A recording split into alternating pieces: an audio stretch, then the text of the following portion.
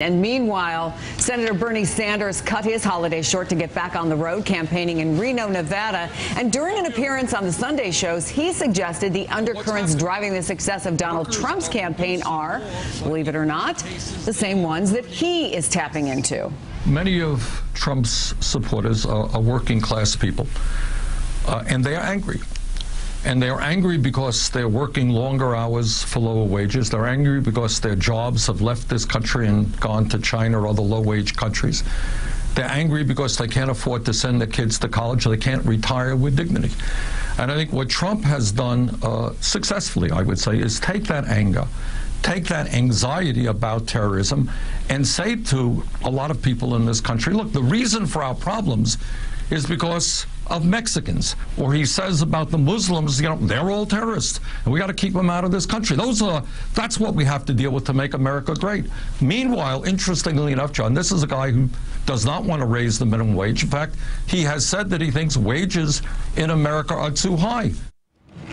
Well, I think John Heilemann, I mean, he is, I think you could argue, tapping into the same frustration that Donald Trump is tapping into, that people out there are looking for something different, and Hillary Clinton represents the same old thing, and a number of Republicans represent the same old thing.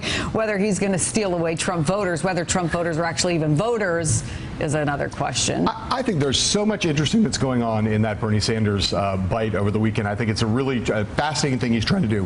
First of all, there's no doubt that if we look back on this last year, that this has been the year where there is something going on that's feeding into both these guys in their rise. Both are phenomena in politics that nobody predicted at the beginning of the year. Both have had incredible runs, whatever happens to each of them in their respective nomination fights, and both of them have captured anti-establishment energy. They are outsiders in their parties who have risen to an extraordinary height. The second thing that I think is true here is that Sanders is 100% right that there is a huge chunk of what is right now the Trump vote that is should be available to Bernie Sanders. Frustrated, working class, middle class, economically anxious white Americans who, with a little bit of a twist in terms of the policy proposals and the policy appeal, should be, again, available conceivably to Bernie Sanders, because there is a chunk of the Trump vote, as we know, that is far on the right. But it's, as Rob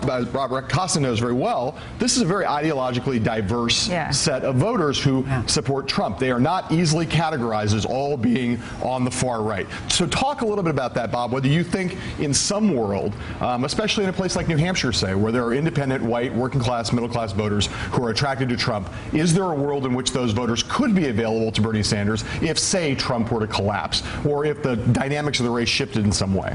I think there's definitely an overlap, and it could happen in this world. When I go to Trump rallies and when I go to Senator Sanders rallies and I ask what legislation really concerns you, both people at both rallies bring up Glass-Steagall. They're concerned about banking. They're concerned about what they see as the overstepping of Wall Street, voters. Inequality of income, and the inequality in the country. And I haven't seen a clear path for Sanders to go after Trump and Trump to go after Sanders voters, but there is an overlap of angst that both sides and both national parties don't seem to be exactly tapping into in the same way the outsiders are. And a lot of just distrust, I think, of mainstream institutions, whether that's the big banks or big media or big Washington establishment institutions.